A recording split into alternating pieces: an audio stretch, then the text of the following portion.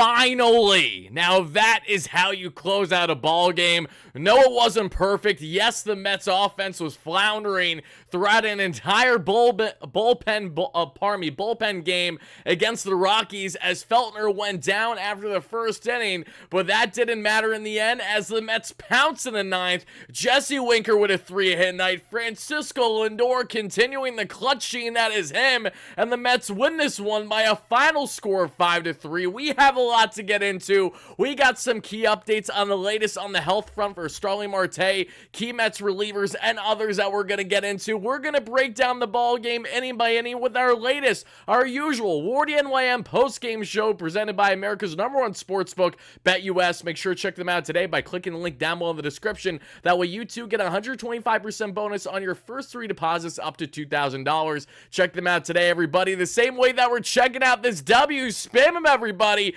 Put it in the books. The Mets win this one finally. Again, it has not been an easy road trip for the Mets, who are now 3-3 on the season throughout their first 6 games in this 10-game road trip. They have some key matchups, including the rubber match that they absolutely must win tomorrow at the time of recording this against the same Rockies. Then we got Seattle, which is going to be far from easy against those fantastic arms in Castillo and Kirby and Gilbert and Wu, everyone else. I mean, it's not going to be easy, but at least for now, at least for the time being, the Mets won when the Braves lost, everybody. Yes, there is importance behind that. With the Padres and the Diamondbacks continuing to skyrocket there, leading the way in the wild card. Diamondbacks won both their games of the doubleheader against the Guardians because of course they did. Padres won in extras against the Pirates. They have been absolutely rolling. So now it's down to the Braves right now with how things are currently looking. Both those teams are 10 games above 500. The Mets currently sitting 6 games above 500 are now just a half game behind the Atlanta Braves for the 3rd wild card spot.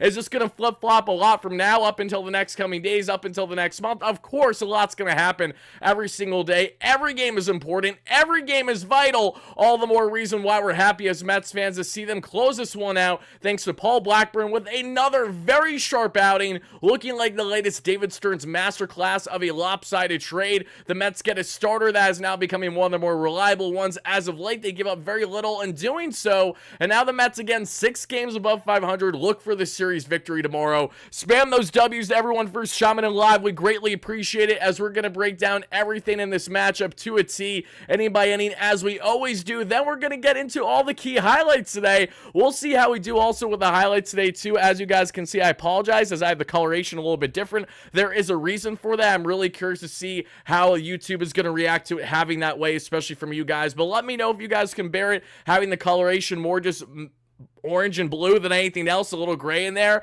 We're going to roll with that for the highlights for tonight. On the pitching now, we're going to talk about Paul Blackburn and why he has quite literally saved my life. Blackburn, all jokes aside, with another quality start with the Mets, now with a 1.5-year ERA in his first 2 outings, pitched at least 6 innings in both on this road trip. Sign me the heck up, Mr. Paul Blackburn. We are loving what we are seeing, and we're going to do a complete deep dive on Blackburn's brilliance tonight with our latest Isaac Rothman pitching report. For those that don't know, Isaac is a nightly contributor on the channel, as he is on our socials as well, and he has a lot to say on what works so well for Paul Blackburn tonight, and we're going to get into that a little bit later in the show. Along on the offensive end, again, it was Jekyll and Hyde. Not a lot of key standouts on the offensive end, but we did see Jesse Winker get the start over JD Martinez, batting 3rd against the right-hander Feltner. That only lasted an inning in Feltner's case, but Winker stayed in the ball game. I love that we finally saw Winker get an entire game of play, and he wasn't pulled after the 5th or 6th inning for, say, Tyrone Taylor.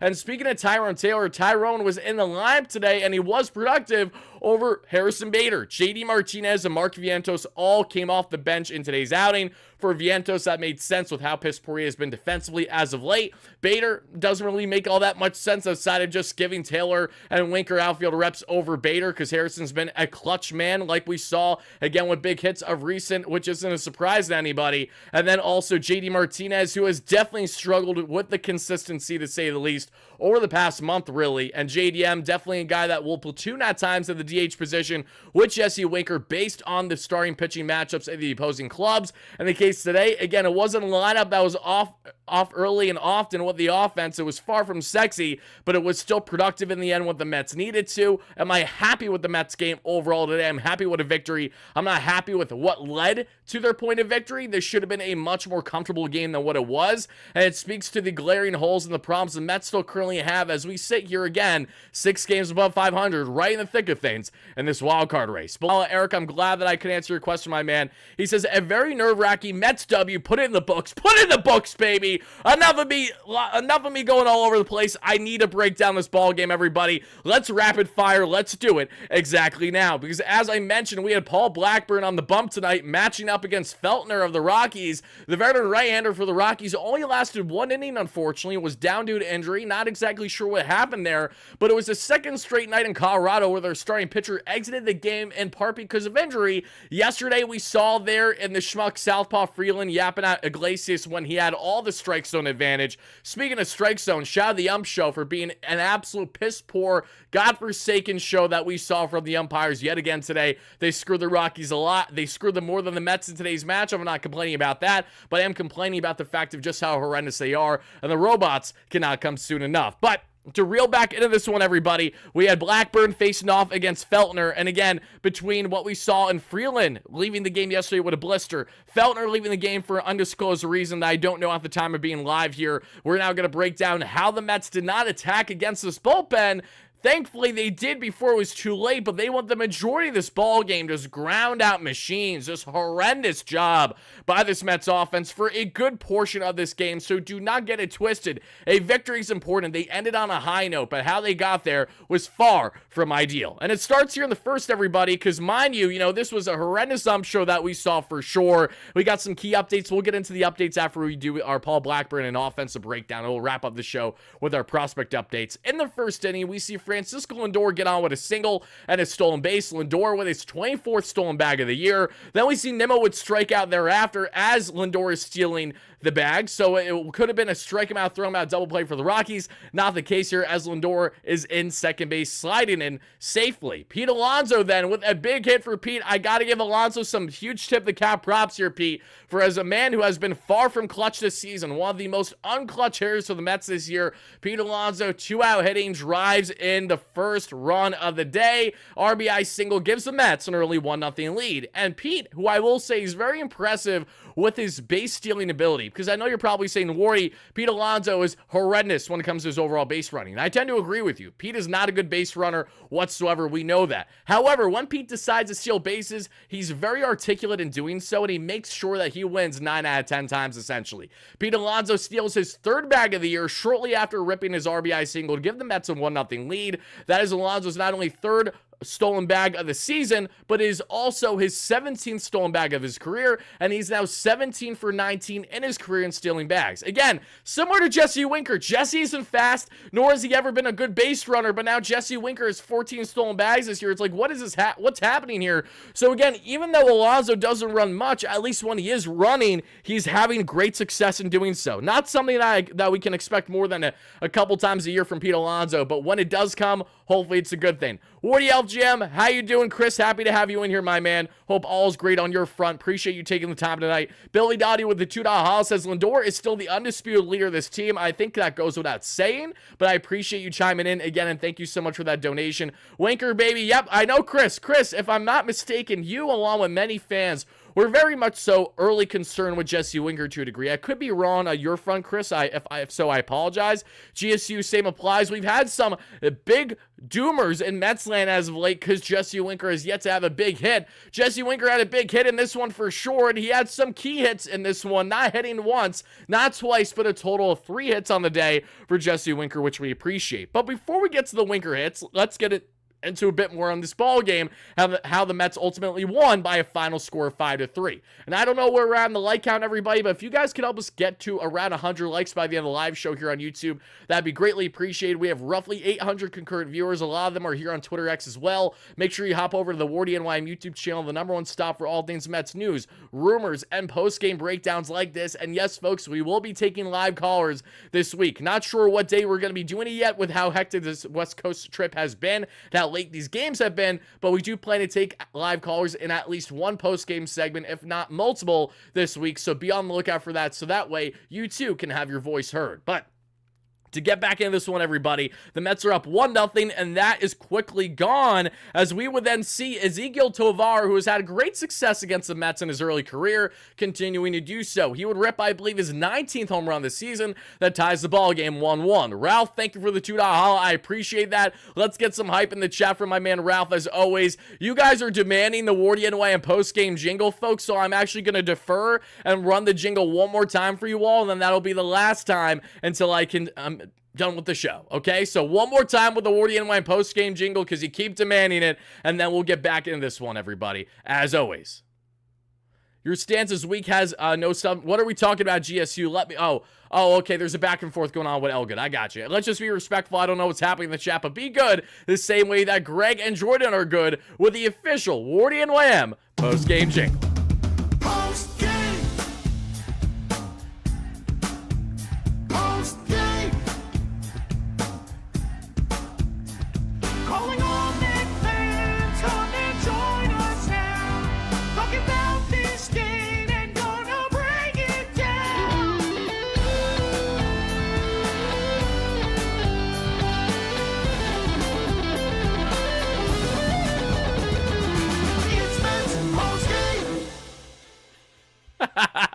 I love how I just get spammed with everyone excited, all my members, and Steve, and Rebecca, and Goomba, and everybody, and then GSU is just like, please, for the love of God, stop with the jingle! Alright, I'm done, I promise. Maybe? I don't know. Either way, Mets are now tied in this ballgame 1-1, and as we head to the top of the second, as I mentioned, Feltner's already out of the game. Jose Iglesias, the former Rocky, rips a single. Ben Gamble, who got the starter right field today, yes, my head was scratching just as much as you guys, he rips a single. Ben Gamble being productive. First start in a hot minute, not a problem for Ben. He gets on in his first at-bat today. Tyrone Taylor then gets on with a single. An error then allows Jose Iglesias to score, thankfully, after Jose initially was hesitant, was held up by Sarba at third base. There was a bobble ball in the outfield that allows Jose to score. I think he could have scored to begin with there. No less, the bobble ball makes that a certainty. The Mets get back the lead, and they thankfully never look back. I shouldn't say that. The ball game gets tied one more time by the Rockies. It's late night, guys. Give me a break, everybody. It's been a long day, for sure. Regardless, the Mets get a 2-1 lead here that we see. Lindor is then caught stealing, which ends the inning. In the bottom of the second, Taglia, who torched the Mets earlier this season when we matched up against the Rockies back at Citi Field. Holy shit, can this guy hit home runs. Thankfully, not so much today, as he would get on with a walk, and that's all sure. Paul Blackburn works around that without a problem. In the top of the third, Jesse Winker batting in the 3-hole at the DH position is doing just fine, as he rips his first of 3 hits on the day. In the bottom of the third, because the Mets do nothing there, Jake Cave, who continues to have solid numbers against the Mets for no effing reason whatsoever, he rips a double. Doyle gets on with a walk, so you got 2 on, right around 2 out there for Paul Blackburn, if not less, and he works out of that jam unscathed with the Houdini magic that was bestowed upon him. We are through 3. It's a 2-1 Mets lead. In the fourth, we see Rodgers get on with a double. Then we see Mr. Chris Bryant, a Met lover, a guy that a lot of people wanted to see in Mets land, including myself all those years ago. Then we see Chris Bryant, who has been injury-riddled to say the least for the past 4+ years of his career, barely playing in Colorado, just eating up a free paycheck after winning an MVP and winning a World Series early in his career. He gets a Mickey Mouse infield single, doing his best 2022 Starling Marte Mets impression, and that allows the ball game to be tied. It is now 2-2 thanks to the RBI infield single. Then we advance the inning later in the bottom of the 5th. Blackman will reach on a McNeil error. Jeff bobbles the ball, can't get the throw to first in time. Thankfully, we would see Ezequiel Tovar would be out on a bunt trying to make it into a single. Advances Blackman over, but no run would score. Not Blackman, but rather Blackburn. Oh my goodness, what a tongue tie. And then you got a Bud Black there, the manager of the Rockies. There's a lot of, some type of, the word of black going along with the players today at Coors against the Rockies here. Just how it is, and that's okay, because the one that stood out most was Paul Blackburn, because he struck out. He got a big K to end it in the 5th that we saw. Then we see in the 6th inning as well, he does a great job, because Brian gets on with his second joke of, a half-swinging bunt infield dribbler of a single today. And then, I even put on my notes, he's garbage. I'm actually laughing so hard at the fact that I'm just looking at my notes right now, and I usually don't do that. I guess I was just really pissed off with Chris Bryant, a guy that I wanted the Mets to get all those years ago. They decided not to get. I'm glad they didn't get, but just look at the notes with me, everybody. Look at that. He's garbage. That's all you got to know about Chris Bryant right now, as he's going to inevitably hit a grand slam tomorrow. My apologies in advance. Knocking on wood there. Chris Bryant gets on base. He's garbage, no less. And thankfully for the Mets, no one scores, as a strikeout would then end it. Paul Blackburn with 6 strong innings of work here for the Mets tonight. Again, his final line is as follows, everybody. 6 innings, a 5-hit, 2-run, 1 earned run, 2 walk ball, 6 strikeouts. One of the runs that was charged to him was via error that we saw by the Mets earlier in this ball game. I want to know, on a scale of 1 to 10, what is your excitement level, I should say? No, what am I saying? On a scale of 1 to 10, how would you rate Paul Blackburn? I don't know what the hell I was saying there. 1 to 10, Paul Blackburn. Let me see in the live chat. Let me see in the comments down below for my replay viewers. Paul Blackburn, chef's kiss. I cannot wait to do an individual player breakdown on him with my good friend Isaac Rothman, as always. Shout out Alex, great member of the chat. Happy to have you in here. Thank you guys for the donations. We see Andres in the chat says, but on Alvy because you said he would clutch. Thank you, Wardy. You are welcome, Andres. I'm glad you hit. I did tell you guys that Alvarez would step up in this Rockies series. He has now hit in 5 consecutive games that he has been involved in. And Alvarez, with his biggest hit, was in his final at-bat today, which we certainly appreciate. Shout out to Alvarez, continuing to look, again, better and better at the plate lately. Yes, he's had ailments with that shoulder for sure, which is why he's had such a slow post-All-Star break, post-trade deadline. But Alvarez starting to get back in the groove of things here. It definitely helps hitting in cores in this ballpark. Thank you so much for the donation. I appreciate that. Matthew says, are Padres more of a problem than the Diamondbacks? I appreciate that donation greatly. That's a really tough question, and I don't want to sit here and say that one is clearly better than the other. The Diamondbacks, I think, are a more well-rounded ball club with the run that they had last year. I trust the Diamondbacks more on knowing how to turn it on and have a deep postseason run. However, the Padres have lightning rods in Jackson Merrill, who has surprised so many this year. Jurickson Profar, as long as he's healthy. A nails bullpen, even though Tanner Scott got worked in extras today. That's what you get for giving up the farm for Tanner Scott, you schmucks. I wish nothing but the worst for both the Padres and the Diamondbacks going forward. I think it's a coin flip as to who's better right now, but what team I have more faith in and having a deeper run this year between the two, I would comfortably say the Diamondbacks, because even if their talent on paper might not look as sexy, they have the experience, they have the pedigree, and there's something about that Diamondbacks team, led by guys like Jock Pearson, sadly, that have a confidence level, will be having a solid run this year. Again, there's a great world where the Mets, the Padres, and the Diamondbacks are all in the wild card, which will be a bloodbath if that's the case, but it's definitely a reality. It's definitely a possibility, to say the least. Scott with the $5 hollow. Then we're going to continue to break down the ballgame, everybody. Sup, Wardy, silver lining with the Padres as they are making it a 4-team race, beating down the Pirates, with Braves collapsing. That third spot is begging. Oh, 100%. I was even rooting for the Pirates tonight, which is crazy to say just because how tight this race is right now. It would almost make more sense to me to root for the Padres with the way they're like 10 games above 500 at the moment, but we all know how quick a 5-game losing skid could happen, or you get swept in a series, you lose 2 out of 3, you lose 4 out of your last 6, and that changes so much in the wild card standings, like we have seen drastically over the past couple weeks. You know, a lot has been flip-flopping, a lot has changed, and I expect that to continue to be the exact same thing. And let's now reel back in this one, everybody. Let's continue to break down the ball game. The Mets would go on to win this one by a final score of 5-3, but let's talk more on how we got here, right? And how we got here was thanks to, in the top of the 6th, we would then see Jesse Winker gets on with a first pitch single versus left-hand pitcher former Met Chasen Shreve, and the first pitch that Chasen Shreve throws at the MLB level with the Rockies this season, he gives up a single. That's huge. Mind you, this is a dog shit on part. Earmuffs, kiddos. It's horrendous. This is not a good bullpen whatsoever for the Rockies, yet the Mets were making them look like the best things in sliced bread for a good portion of this ballgame. Chasen Shreve, lefty-lefty matchup against Jesse Winker. Major shout out to Carlos Mendoza for saying, I am not going to pinch hit Jesse Winker just because he doesn't fare well against lefties this year. Let's have a matchup against Shreve. It worked beautifully. He was all over. He jumped. He pounced on that first pitch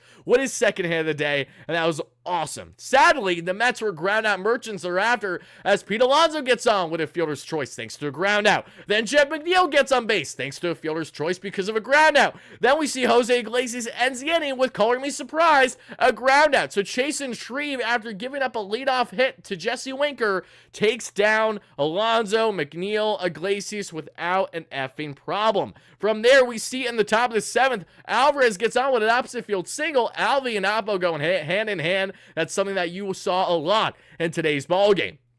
Alvarez went opposite field single, and as I mentioned, he's quietly hit in 5 straight games now for the Mets. Gamble gets on via fielder's choice, and then Taylor grounds out. Again, that was a great play by Ryan McMahon there, who really saved it from that getting past him there at the hot corner. But back-to-back innings now for the Mets, where they are just ground out merchants, which we don't love to see. But what we do love to see is Jose Butto masterclass, pure dominance from the Mets starter turn reliever. Butto, who had a .96 ERA as a reliever entering today's outing, pitched 2 scoreless for the Mets here, worked his pitches beautifully. Jose Butto continues to be a very reliable reliever option for the Mets to eat multiple innings for them, and both high leverage, low leverage, however they want Jose Butto, he is going to get the job done. Because he did give up a single and a balk then we saw to Cave to kick off the 7th, so you had a runner in scoring position early, but he works around that beautifully. He gets some key strikeouts for sure, and then we saw a beautiful 1-2-3 8th inning for Jose Butto, who again, his final line, as you see today, Jose Butto, 2 strong innings, 1 hit, 0 walks, 0 earned runs, 2 strikeouts, a 2.3 ERA, and a sub-1 ERA now as a reliever this season. Can we continue to appreciate the masterclass that is Jose Butto as a multi-inning reliever? Because I know as sure as hell I am, and I hope you Mets fans are too. Now to get back in this one, folks, we're getting close to the end here as the Mets win this one by a final score of 5-3. In the 9th inning, they step up and they make a difference. In the 9th, we see with 1 out, Francisco El Troll Alvarez just misses an opposite field home run. Instead, it is a triple for Alvy, who is rounding those bases. You see it in the highlights with me. He's chugging hard. He's breathing hard. The altitude's kicking his ass. You bring in Harrison Bader as a pinch runner, and it works out beautifully because we see Taylor get on with a walk after Ben Gamble gets on with a walk. Shout out to Mendy for saying, you know what? Let's get crazy here. Let's have Ben Gamble bat in the 9th inning. He takes a 5-pitch walk. Taylor takes a walk. It's bases loaded, 1 out. The Mets didn't pounce here. I would probably throw my microphone and break it because that's how pissed off I would have been. Thankfully, they pounced because Francisco Lindor. Again, I have not been in love with first pitch swinging, but Lindor has been swinging the bat so well overall since batting leadoff that he will get the right to do so every now and then. Tonight, he goes first pitch swinging. Oppo! 2-run single. We love to see it. Mets take a 4-2 lead. Oh, you think they're done? Oh, they're just getting started. Jesse Winker comes into play. A huge hit. Jesse Wink show. Winky, we got him. 2 out here situation. Runners in scoring position. Maybe it was just 1 out. I'm going crazy. Jesse Winker with his 3rd hit of the night drives in the Mets' 5th run. His first RBI is the Met. He's feeling electric. A 3-hit night for Jesse Winker, batting the 3-hole. 3-3-3-3-3. That is what we love to see. Edwin Diaz gives up a leadoff triple to Toglia that we see in the 9th. That run would come in to score. I don't give a rat's ass. The Mets win this one by a final score of 5-3. Pete Alonso struck out and stranded a pair in the 9th, which shows you again, not great when we have the lead in clutch situations. 2 outs, still not providing the clutches that we need, but Pete Alonso did 2 things very well today. 1, RBI single to kick off the ball game is huge. 2 out hitting, love that, Pete. Thank you so much.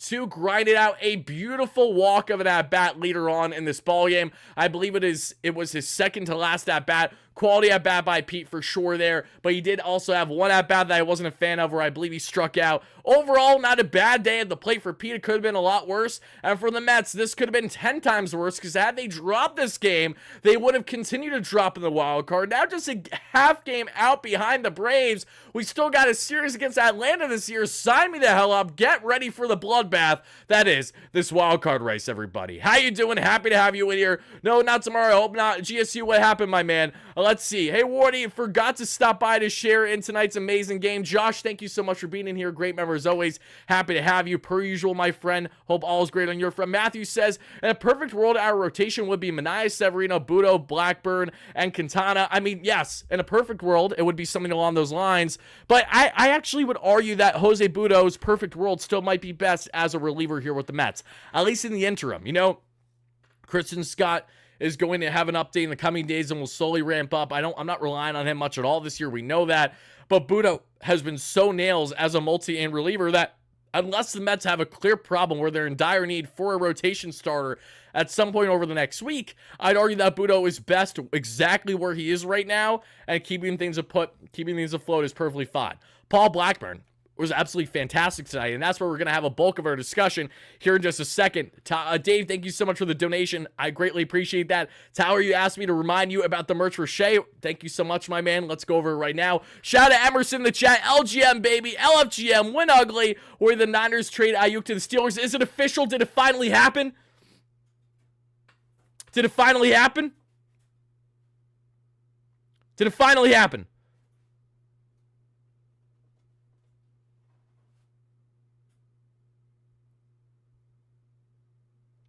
Nothing's happened yet. GSU, I love you, but stop playing me. If you guys don't know I'm a Steelers fan, I know that might offend some of you. If so, I apologize, but I also don't really care. Why are you offended? I'm a Steelers fan. You're probably a Jets or a Giants fan. If you're a Ravens fan and a Mets fan, that's just sacrilegious. Not as bad as a Steelers fan, I'd argue. No less, my Steelers want Brandon Ayuk.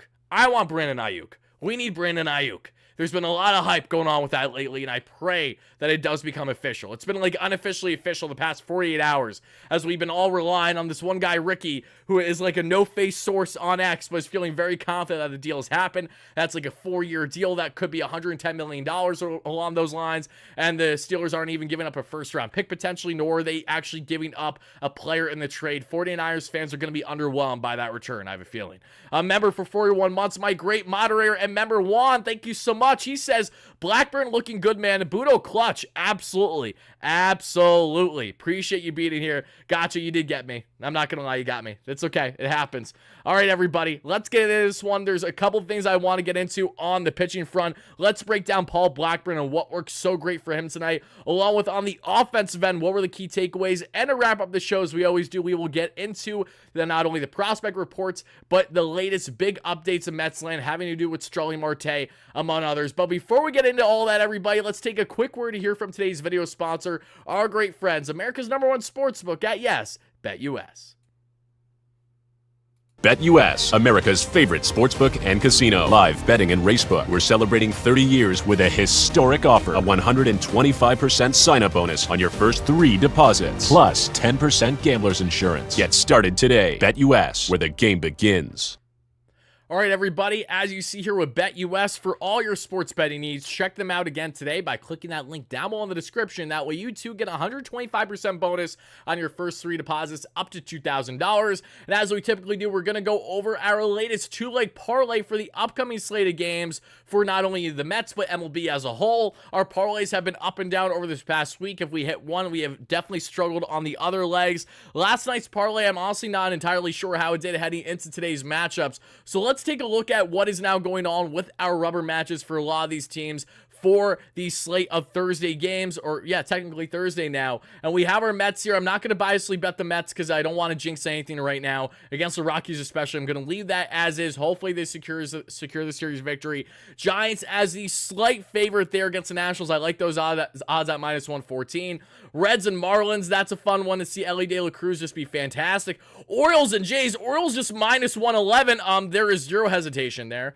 Oh, did not mean to click that, everybody. My apologies, everybody. But we're going to go with the Orioles as our 1 leg out of the 2 leg for the parlay. Without question, we're going to go with the Baltimore Orioles. And we're also going to go with a team that, while I don't have the utmost confidence in, I do have confidence in my guy, Tommy Pham, continuing to dominate against former teams, even while being back with a former team and the St. Louis Cardinals playing against his former team and the Rays there. Like that matchup a lot. We're going to go Cardinals money line at -121 as our 1 leg. And our second leg is going to be -111 there for the Baltimore Orioles money line. I'm going to put down 20 on that bet. Good luck to you all should you enter. And if you do, make sure you bet responsibly with our great friends at BetUS. Clicking that link down below. Bet today. And of course, as always, let's go Mets. Even if I'm not going to bet on them, it's always a let's go Mets before we wrap up a segment. Now, with that being said, everybody, let's get into this one. Let's talk a bit more on the pitching end because I want to highlight for sure what we got with Paul Blackburn. And also did want to mention, because Steve in the chat says 3:10 start tomorrow. That reminds me, I have an early day tomorrow as well, folks. I will be recording with Brennan in London for SNY New York Post for their latest segment. That'll be out tomorrow, if I had to guess, anywhere between 11 and 12 p.m. Eastern. I'm going to be recording with them around 10:30 a.m.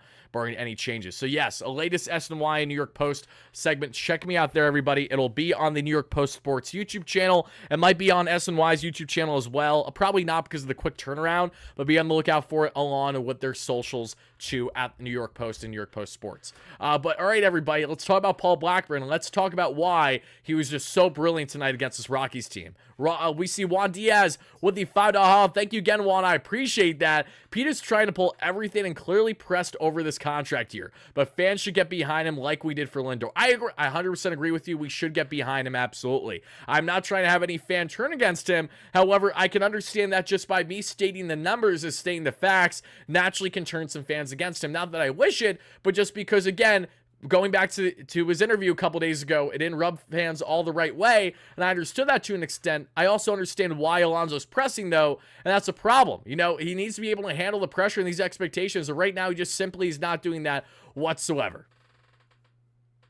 All right, GSU, well, when you actually have a comment that's relevant to BetUS, you come back to me on that front then, okay? Otherwise, I don't want to hear it. Don't want to hear it. All right, everybody, let's break this down. Paul Blackburn, what worked so well for him tonight with that 6-inning, 5-hit, 2-run, 1 earned run, 2 walks, 6 strikeout outing. For Blackburn, the cutter was 37% of his arsenal tonight. It was, without question, the pitch that he threw the most tonight for sure, at right around 90 miles per hour. The changeup at 23% was sitting around 86 miles per hour. The slider at just under 20%, at 18 to be exact, was at 81 miles per hour. Sinker at 11% was sitting right around 91 miles per hour and topped out 92. 4 seam sitting right around 93 miles per hour, topped out 94. Only 8% of his arsenal, and only 1% the curveball, thrown right around 78 miles per hour. Greg, thank you so much for gifting Chris as a new membership in the chat. You just gifted one of literally the best followers on the channel here, a big membership. Thank you so much. And when I say best, this is not a favoritism. This is simply me pointing out from earlier regarding Chris that yes, Chris has been a long-time supporter here on the channel, going back to literally like day one. I remember meeting him in Boston for a 7-line tailgate when the Mets got cooked against the Red Sox in 2021. So we go way back, Chris. Happy to have you in here as always. And I did just realize, everybody, that I never showed off yet. My good friend Dave reminded me about the giveaway earlier. Not giveaway, but what he sent my way. So I'm going to do that after I do the pitching breakdown and before we get into the offense. I want to make sure I don't miss that. My apologies for not saying it sooner, Dave. As you can see, a late night show or rambling, we go all over the place at times. But Paul Blackburn followed up his stellar Mets debut with an almost identical appearance once again tonight. This was quite the performance from Paul. His pitch mix was also pretty much identical as well. The Mets have just stripped, told him to stop throwing his fastball, and has worked. Love that, because again, when you have a meatball, the fastball that sits, again, topping out 94, you don't need to overutilize that if you don't need to. In the case of Blackburn, he's finding success by hammering that cutter beautifully. The Mets have worked with him to do exactly that. Just stop throwing that fastball, as working to his success. He's now throwing his cutter more than ever. He increased his usage even more tonight from 27% in his first start to a whopping 37% tonight, roughly a 40% usage of that singular pitch. He also still is throwing his changeup more, but he did not quite get the swing and miss results that he had gotten his last start against the Halos. When pitching in the thin air of Colorado, pitchers have more to move away from their breaking stuff like sliders, curveballs, because pitches get less spin there, and that's why he threw his cutter more, which again makes a lot more sense given that little breakdown by Isaac here. But interestingly, he still threw his slider a lot at 18% and had a 38% whiff rate on it tonight. So even though that the slider is not typically something that fares well at Coors sometimes, it definitely had success tonight and had a solid whiff rate for sure, which we're not complaining about in the case of Blackburn and the Mets. Sweepers can work better at Coors since they are less reliant on spin, but more on how a pitch grips the ball. Blackburn slider actually profiles more as a sweeper, which explains why he actually had said success there at Coors. So again, that makes sense why he had the success that it did. So an overall grade for Paul Blackburn. I'm trying to think of what I gave him last start. I want to say I gave Paul Blackburn, was it 7.5 or an 8 out of 10? I'm going to go with 7.5 again, if that was the same as his last rating. If I was 8, I was 8 again. Whichever one it was. If it was 7.5 out of 10 or 8 out of 10, either way, that is my rating for Paul Blackburn tonight. That is the case here for Isaac. He has him at 7.5. Brilliant outing. Just fantastic stuff by Paul Blackburn. This guy has now looked not just as a back-end starter, but as one of the more reliable options for the Mets to consider now down the stretch. Do I think Blackburn is going to have the same success that he's currently having against more heated rivalry teams or heated teams in the wild card race? And the Padres and the Diamondbacks, not necessarily, obviously, but for the teams that he's matching up against in the Angels and the Rockies, he's handling his own just fine, and for that, we appreciate you. So shout out Paul Blackburn with a 7.5 out of 10 rating from your guy Wardy. Want to know where you guys stand, as always, on that front. And before we deep dive the key offensive numbers, everybody, I will keep the slides looking like this, but I'm actually going to break down now real quick an awesome gesture from a great supporter, great member in the chat, and my good friend Dave Kaplitz. And Dave, who has sent many awesome things my way to not only myself, but my newborn son, Shea. Yes, it is spelled S-H-E-A because I'm a Mets fan, naturally. He sent more things our way regarding Shea. So let's go over exactly that. And yes, this is a lot overdue, and this is something that I should have had in my possession sooner, considering the hype isn't as relevant. However, Shea is going to be rocking with this plenty. I'm even going to have it in my background for similar videos for sure. It is Grimace himself. Shout out to Dave for actually hooking us up with Grimace. Grimace will live on forever. Even if the era has unofficially died here, Grimace will live on, and I cannot wait to see the Grimace, the purple candy corn looking mofo, back at Citi Field, throw it out first pitch, as the Mets will get another rally, another run going with the purple man himself. And on the clothing front, Dave was so kind to send over a couple awesome things here, which is very kind of him. The following is a I Love Dad shirt for Shea. And I believe he can wear this once he is around 2. Let me double check here. Yep, right around 2. And in the lettering there, you see it has the New York Mets logo, the NY logo. So adorable, so sick. Thank you so much. I greatly appreciate that, Dave. Between everything else that's been sent my way, Shea has more Met stuff that I could have ever fathomed at his age, let alone as a kid. He is so pimped out. There is literally no newborn Met that has there's no newborn Met fan out there, unless you're a diehard Mets fan doing the same thing I am, that has a kiddo with the shoes, with the jerseys, with the onesies, with the hats, like with everything. And now you're throwing a hoodie in the mix. My goodness, my God, my gracious. Dave, I love you so much. Look at this adorable little Mets hoodie. I'm not even going to lie. I wish I was back to being that size of 2, because look at this thing. It is gorgeous. He's going to be swagging out so, but you guys are not ready for little Wardy at not Shea Stadium, even though that'd be amazing, at Citi Field in the years to come. Going to be rocking this bad boy. I cannot wait to see Shea rocking this in October of 2026 when the Mets are having themselves quite the run, baby. That's what I want to see. Shout out to my man Dave, as always. Greatly appreciate that. Myself, my amazing girlfriend Lexi, my son, and my entire family greatly appreciate the gestures. Thank you once more, Dave. We love you. Now, to get into this, everybody, on the offensive end, let's talk about the key takeaways. Again, nothing sexy with the Mets tonight, if I hadn't mentioned that or made that abundantly clear by now. But to reiterate here further, the Mets had 11 hits to the Rockies 7, a 292 expected batting average, so they did have some bad luck on their side. Defense certainly helped in the Rockies' case. They robbed the Mets a little bit for sure today. And it went from being bad fundies all around yesterday to, some solid defense from the Rockies especially, and Mets just having some bad luck. Lindor, 2 for 5 with the 2 RBI single. Huge stuff there. 254 average, 785 OPS. Nimmo 0 for 5 with 3 strikeouts, a 232 average, and a 754 OPS. Jesse Winker, the Wink Show, Winky himself, 3 for 5 with an RBI, 260 average, 764 OPS. Pete Alonso, 1 for 4 with the RBI and the 2-out heading in the first, and a pair of strikeouts, a 242 average, and a 790 OPS. Jeff McNeil was horrendous, batting 5th today, just did not work sadly. 0 for 4, 237 average, 669 OPS. Jose Iglesias 1 for 4 with a run scored, because of course Jose's getting at least 1 hit. You really thought he wouldn't? Jose Iglesias with a 333 average and an 868 OPS. Francisco Alvarez 2 for 4 with the triple, the pair of strikeouts, but Alvy, great job, led to a run. He didn't get the run scored because Harrison Bader was a pinch runner, but he deserved it there. We see Alvarez 272 average, 768 OPS, and again starting to climb up there on the offensive ranks yet again. Bader with the pinch run, as we saw there, and the run scored. Ben Gamel 1 for 3 with a run scored and a walk, a 235 average and a 703 OPS. Terrence, who came in to catch the final inning or so there for Diaz, not a problem. 280 average, 809 OPS. Tyrone Taylor 1 for 3 with a run scored and a walk, a 237 average, a 683 OPS there for Tyrone.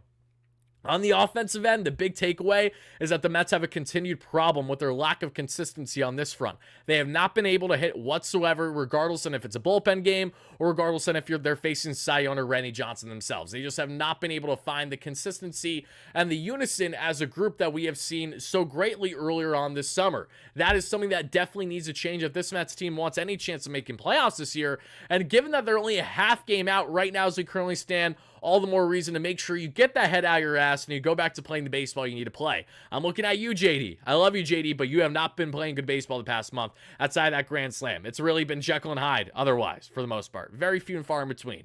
Pete Alonso, consistency. We all know that, Pete. Not a terrible day, but we're just still, it's been all year long that we're waiting to see Pete Alonso be the Pete Alonso we know him to be. And the scary thing is that as we continue to wait, we're getting closer to reality that Pete Alonso may never hit the strides that we hope that he will hit this season. Not fun, but that sadly is the reality that we're in right now, unless Pete can prove us otherwise. So all those guys, Mark Vientos is a big one. Mark, you saw the reality of not playing good defense on the road trip. It's going to come back to bite you.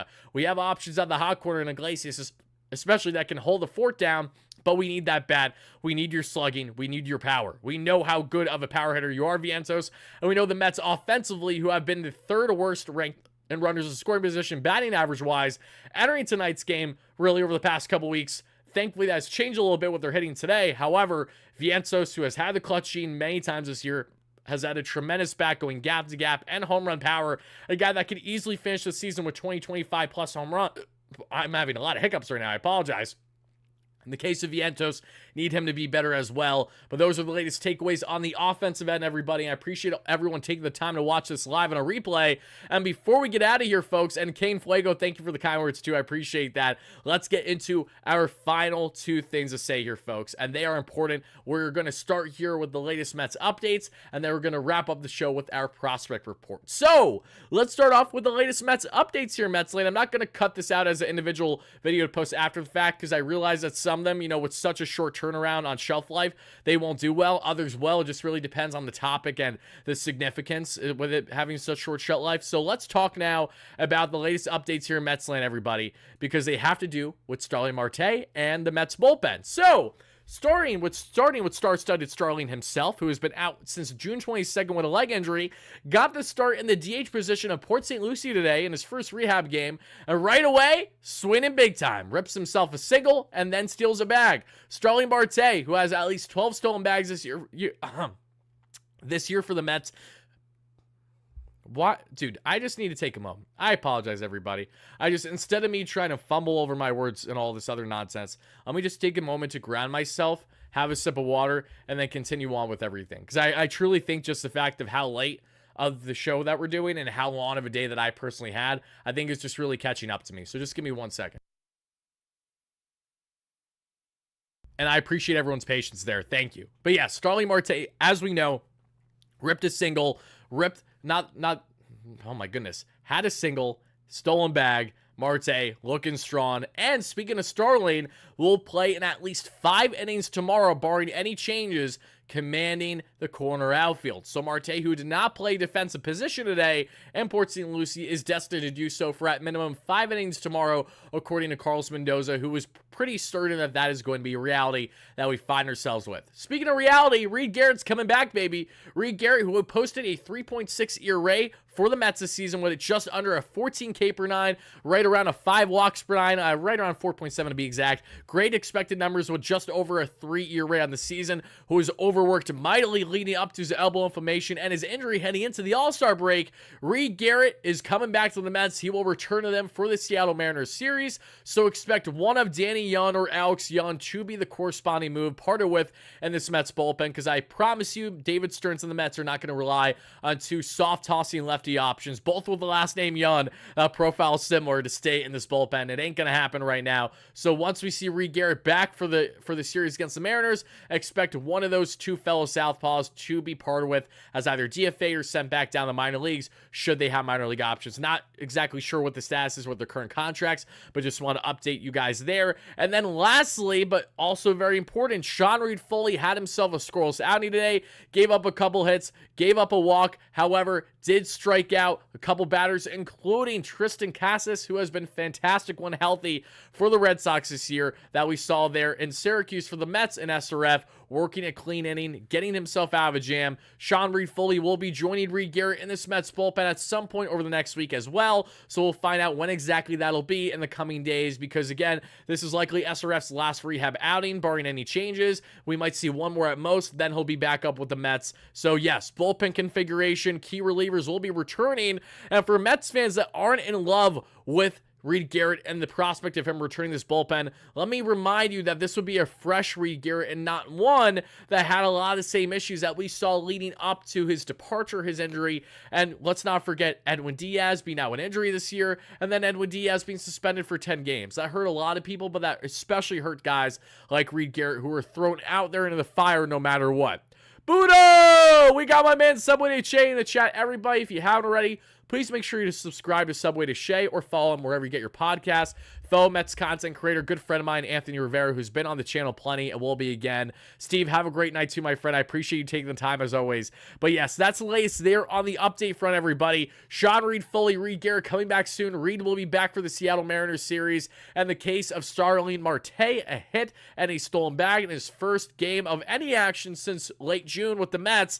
He will be having a quick ramp up and could be back with the Mets as soon as, say, August 13th, August 14th, barring any changes. So those are the latest key updates for the Mets. Now, without further ado, let's let it rip with our latest prospect report and then wrap up tonight's post-game coverage as the Mets again win this one by a final score of 5-3. Was it pretty? No. Was it sexy? No. But was it needed? Hell to the yes, it was needed. Now, on the Syracuse Mets front, everybody, we talked about Sean Reed-Foley working some Houdini magic, but for the Syracuse Mets as a whole, they did not have a lot good going today as they lost this one by a final score of 9-6. But you know who stood out big time today? Was Luis Angel Acuna. Acuna ripped his 6th home run of the year. At the time, it was a game-tying home run. Acuna with an RBI, a .265 average, and a .684 OPS on the season. Drew Gilbert continues to at least have one hit every game he's been playing. It feels like 1 for 5 with a .222 average, .640 OPS. Brett Baty 0 for 5 today with 3 strikeouts, .254 average, .835 OPS. And I'm actually happy to see this only because we're seeing more of Brett Baty with a bigger sample size at the AAA level, which is making those numbers not as inflated. And hopefully these reps will do him good heading in the offseason should the Mets not have Baty impact the Mets much at all for the remainder of the year heading into postseason play. Again, that could happen, but who's banking on Brett Baty to be our saving grace as of now, right? Luke Ritter, 2 for 4, another big day for Ritter, who is commanding DH this time, and an RBI, .274 average and .904 OPS. DJ Teddy Bear Stewart, 1 for 4 with a run scored and a walk, .455 average, .1200 OPS. DJ is raking at the AAA level since being sent down, handling that just fine, clearly. Mike Bristow, 2 for 3 with a run scored, a .272 average and an .805 OPS, and that's pretty much it. We saw Porter 1 for 4 with 2 RBIs, .287 average and .918 OPS. Another solid backup catching option from the Mets that I'm sure if he's given an opportunity at any point, God forbid, because of injury, will be not to the level of Terens, but I think could have potential to still be better on the offensive end than, say, a Tomas Nido, even with Nido having some success with the Mets this year. Dominic Hamill with a less than ideal day with his start, 3.1 innings of 5 hit, 3 earned run ball, 5 walks, 4 strikeouts, a 6.4 ERA. Dominic Hamill's underwhelming season at the AAA level continues, unfortunately. Love you, Dom, just not your day and hasn't been your year for the most part. Tyler Zuber with another outing there in Syracuse. The Mets acquired him at the trade deadline. Started the year in Indy ball with the Long Island Ducks. Touches 98 on the fastball. .2 innings, gave up a hit, but that's all she wrote there. A sub-3 ERA in the minor leagues for Mr. Zuber. Now let's hop to the Rumble Ponies and let's see what happened there at Bennington, if there was anything notable there for the Rumble Ponies. And we're getting closer to wrapping this one up, everybody. If you haven't already, continue to smash that like and subscribe button for your boy. Greatly appreciate it, and thank you all so much in advance for doing so. Let's see. Rory is the prototypical dreamer Mets fan. I mean, considering as a Mets fan, you have to dream if you want to have any possibility of living a normal, happy life, because when it comes to Mets fandom and success, those things are few and far in between. So yeah, shame on me. for rooting for my Mets team that I cover for a living for the past 3.5 years. Let's see. Alex Ramirez, 0 for 4. Not a great day for him. On the offensive end, nothing really to show. The Realm Ponies were shut out to the Patriots by a final score of 5-0. Nolan McLean, struggled with the walks for sure. 3.1 innings, 6 hits, 3 earned runs, 3 walks, 4 strikeouts, a 5.29 ERA. Nolan McLean is deemed as a higher rated prospect than Jonathan, according to my good friend Joe DeMeo. And I love you, Joe. Those latest prospect rankings came out. Check them out on SNY if you haven't already. I gotta say, I actually disagree with a decent amount of them. Not that I'm a prospect expert, but everything that I've been following along this year has led me to believe that Jonathan is definitely more deserving of his current ranking where Joe had him. So check those rankings out should you guys have interest, and stay tuned for our prospect rankings that we'll be coming out with towards the end of the season as we head into off season. Okay, now let's check out the Cyclones. Let's see what they did in Brooklyn. Anything notable? I know the weather was wishy-washy here in PA today. Not sure how it was there in New York. The Cyclones, did they get their game? And they did, and they won by a final score of 3-2. They beat Hudson Valley when they were out hit 8-4. But again, it's not about how many hits. It's just about the quality of the hits. And for the Cyclones, they got just enough done. We see Reimer won 1 for 2 with a run, scored 2 RBIs, a 3.33 average, and a 9.17 OPS. Commanding the hot corner, Nick Morabito, who I love, 3 strikeouts. Not a great day for the high contact hitting outfielder. And on the pitching end, nothing to make a note of there. So last but not least, let's check out the Port St. Lucie Mets, folks, and see how they did in their matchup as well.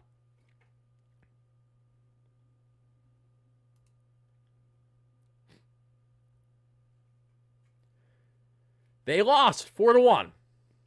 Colin Houck over 4. That's really what I care about.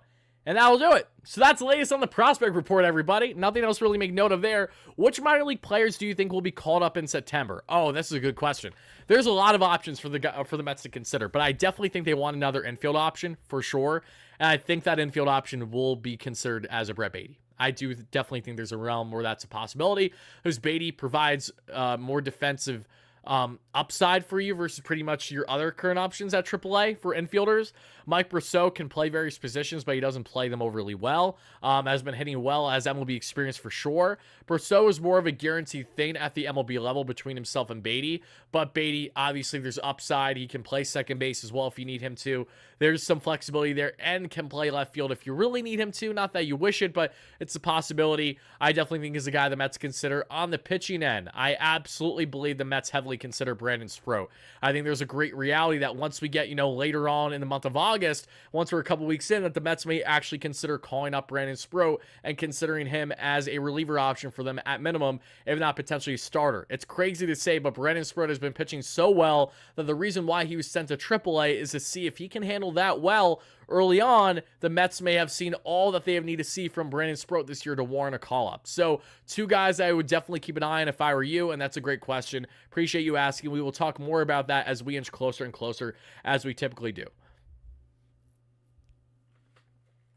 How do you start doing what you do now, Wardy? Being an over-optimistic Mets fan? I mean, you could call over-optimism, sure, but that just went in hand with pure excitement. You could, over-optimism to you, yes, but to me, it was genuine. So I think that is the difference, because there was so much excitement when Steve Cohen first bought the Mets. Everything to T was...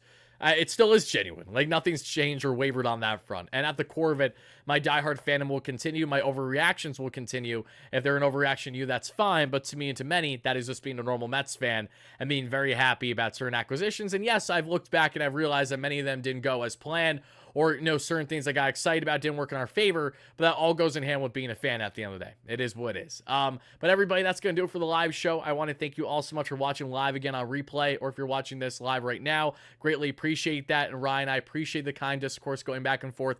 Even if, again, we don't see eye to eye on everything, doesn't matter. I appreciate you taking the time late night if you're watching here on the East Coast. That'll do it for me, everybody. Thank you all so much. I will see you all in the next one, hopefully for a series victory post game. Until then, have a great rest of your night, day, evening, whenever you're watching.